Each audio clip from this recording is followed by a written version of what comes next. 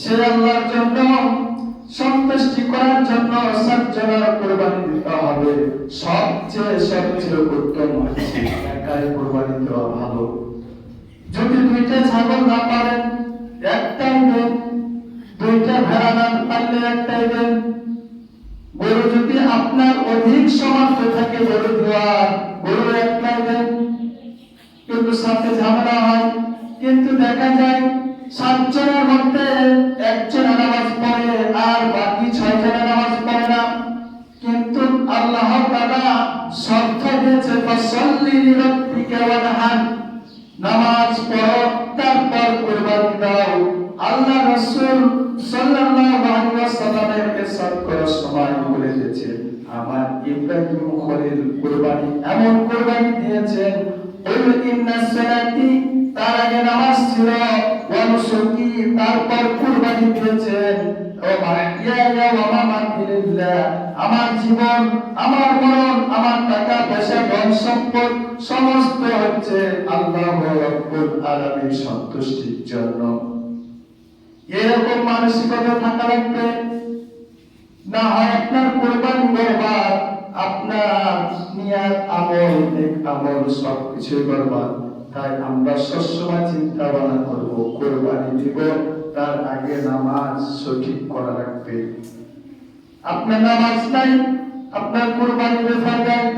কারণ আল্লাহ তাআলা বারবার করে আমি বলছি কথাটার কারণ আল্লাহ তাআলা আয়াত নাযিল করে যদি বলে দেয়, যদি আপনি আয়াত নাযিল করার পর যদি অস্বীকার করে বুঝবেন না করবেন না, আপনি নিজের মন গড়ার মতন আইন, নিজের মন গড়ার মতন আপনি কুরবানি, নিজের মন গড়ার মতন নামাজ সব কিছু যদি করেন, তাই আপনার নেক আমল বিপরীত হয়ে যায়, বিফলতা হয়ে যায়, বেকার আপনার অযথা করা হবে। কারণ আল্লাহ রাসূল সাল্লাল্লাহু আলাইহি ওয়াসাল্লাম বলেছেন, তোমরা নামাজ পড়ো আর ইব্রাহিম আলাইহিস সালামের সন্তুষ্টি এবং সুন্নাত আদায় করো। সেই সুন্নাত হচ্ছে আল্লাহর সন্তুষ্টির জন্য জবাই করো, পশু পাখি কুরবানি দাও। আমরা কুরবানি দিব এমন ভাবে সেই আমাদের নবী করিম সাল্লাল্লাহু আলাইহি ওয়াসাল্লামের আরো নবী আছেন, সবাই কি করেছেন? আল্লাহর সন্তুষ্টির জন্য কুরবানি করেছেন। তাই আমরা কুরবানি সম্পর্কে অনেক জ্ঞান আমরা জানি। আমরা নামাজ পড়ি, নামাজ পড়ি। আল্লাহ রাসূল সাল্লাল্লাহু আলাইহি ওয়াসাল্লাম বলেছেন, প্রত্যেক নেক আমলের চাবিকাঠি হলো নামাজ। নামাজ নাই আপনার রোজা হয় নাই, আপনার নামাজ নাই আপনার কুরবানি হয় নাই, আপনার নামাজ নাই আপনার হজ হয় নাই, আপনার নামাজ নাই আপনার দান সদকা হয় নাই। কারণ নামাজ আগে আপনি ফরজ তরফ করেছেন, কুফরি করেছেন। ফরজ কুফরি যারা করে তারা হচ্ছে সব নেক আমল, যেরকম আগুনে একটা পাথর লোহাকে পুড়িয়ে ছাই করে দিতে পারে, সে কুফরি হচ্ছে রোগ, এর চেয়ে কঠিন ভয়াবহ। কুফরি এমন একটা রোগ, ক্যান্সার হচ্ছে অধিক। ক্যান্সার রোগ কেমন আমরা জানি, এক জায়গায় ক্যান্সার ধরলে সমস্ত দেহকে বরবাদ করে দেয়।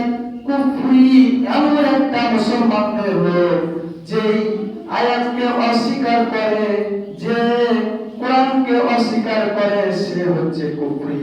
আর আমরা কিভাবে কুফরি করে ফেলে বুঝতে পারি না। আজ যদি বলি ওয়াকিমুস সালাত, প্রত্যেক মুসলমানদের উপর নামাজ ফরজ, নামাজ আদায় করতে হবে। আর নামাজ আদায় করার পর, মাথায় শোনার পর, কানে শোনার পর, বিধান দেওয়ার পর বাইরে যে আবার সাধারণ হিন্দু মুসলিম খ্রিস্টানের মতন চলাফেরা করি, এটাই হচ্ছে কুফরি। কারণ আপনার পর নামাজ ফরজ, নামাজ পড়েন না, তাহলে আপনি কুফরি করেন। আল্লাহর হুকুম নামাজ, আল্লাহর হুকুম রোজা, আল্লাহর হুকুম সমাপ্ত থাকলে হজ করো, আল্লাহর হুকুম সমাপ্ত থাকলে কুরবানি দাও, আল্লাহর হুকুম সমাপ্ত থাকলে আপনি দান খয়রাত করো। এই যে হুকুম অমান্য করাটা হচ্ছে কুফরি। আর এই কুফরি রোগ যেভাবে ঢুকে যায়, তখন আস্তে আস্তে নেক আমল সব পচে পুড়ে ছাই হয়ে যায়। না কিয়ামতের ময়দানে হাই হাই করে তাকাবেন, আমি এত দুনিয়ায় কুরবানি করেছি, দান করেছি, সদকা করেছি, নামাজ পড়েছি, সব কিছু করেছি, আমার মধ্যে এক চারলা পরিমাণ কুফরি থাকার কারণে আমার নেক আমল আগুনের মতো পড়ছে, ছাই হয়ে শেষ হয়ে যাচ্ছে। দেখতে পাবেন দুনিয়াতে থেকে মৃত্যুর পর দেখতে পাবেন সব করলেন, করার পর আপনি দেখছেন আপনার মধ্যে কুফরি ঢুকে আছে। প্রত্যেকটা কোরআনের কথা, আয়াতের কথা আপনাকে মান্য করতে হবে। ফরজ বিধান অমান্য করা যায় কুফরি। আমরা বুঝি ক্যান্সার রোগ হয় নাই, ঠিক তেমনি আমাদের মধ্যে কুফরি প্রবেশ করে ফেলছে। কারণ আল্লাহ রাসূল সাল্লাল্লাহু আলাইহি ওয়াসাল্লাম বলেছেন, তোমরা প্রত্যেক ইমানের কালেমা পড়ার ইমানের দায়িত্ব, মুসলমানের দায়িত্ব হচ্ছে প্রথম নামাজ। প্রথম নামাজ। এখন রাসূল সাল্লাল্লাহু আলাইহি ওয়াসাল্লামকে এক সাহাবী জিজ্ঞাসা করছেন, ইয়া রাসূলুল্লাহ, এই ইহুদি খ্রিস্টান আপনার কাছে বায়াত গ্রহণ করেন, কালিমা বলল, ইমানদার হলো, মুসলমান দাবি করলো, কালিমা পড়ে এখন চলে গেল। এই যদি 12টার দিকে মারা যায়, 10টার দিকে যদি মারা যায়, তাহলে এই জান্নাতি না জাহান্নামী?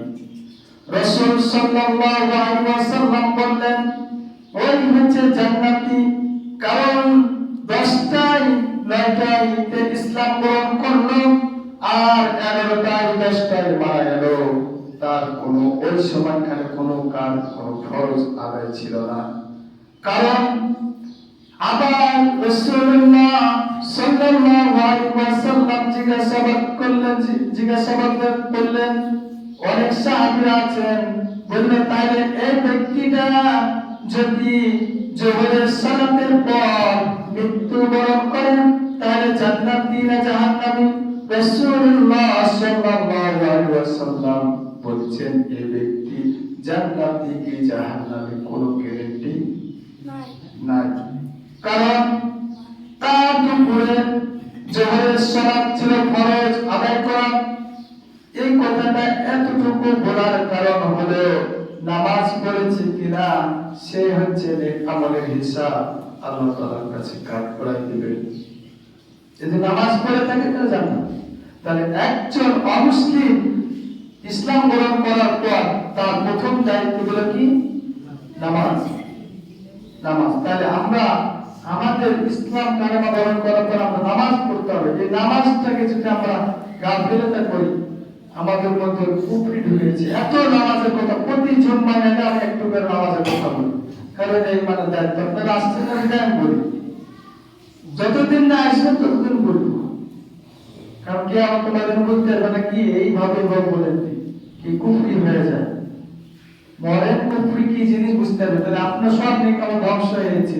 নামাজ ধরেন, সবাই নামাজ ধরেন। যে ব্যক্তি নামাজ পড়ে না, রাসূল সাল্লাল্লাহু আলাইহি ওয়াসাল্লাম ইরশাদ করে বলেছেন, যে ব্যক্তি নামাজ পড়ে না তার মুসলমান দাবি করার কোনো হক নাই। সে ইমানদার বলতে পারে না, সে মুসলমান দাবি করতে পারে না। সে হচ্ছে আমার এবং আল্লাহর উপরে তার দায়িত্ব থাকে না, সে হচ্ছে নিজে দায়িত্ব। তাহলে আপনি নিজে যদি দায়িত্ব হন, আপনার টাকা পয়সা ধন সম্পদ দিয়ে কি করতে পারবেন না, জান্নাত কিনতে পারবেন। তাই আল্লাহ রাসূল সাল্লাল্লাহু আলাইহি ওয়াসাল্লাম বলেছেন, তোমরা কুরবানি দাও, তার আগে নামাজ পড়ো। প্রত্যেকটা নেক আমলের পিছনে সূত্র হচ্ছে নামাজ। সূত্র কি? নামাজ। তাই আমাকে নামাজ পড়তে প্রথমত আমরা যেন নামাজ কায়েম করি আর আল্লাহ যত বিধান আছে তার সাথে সাথে আমরা মান্য করি। সবাই জোরে বলি আমিন। ওয়া আলহামদুলিল্লাহি রাব্বিল আলামিন। আমরা সবাই শুনলাম।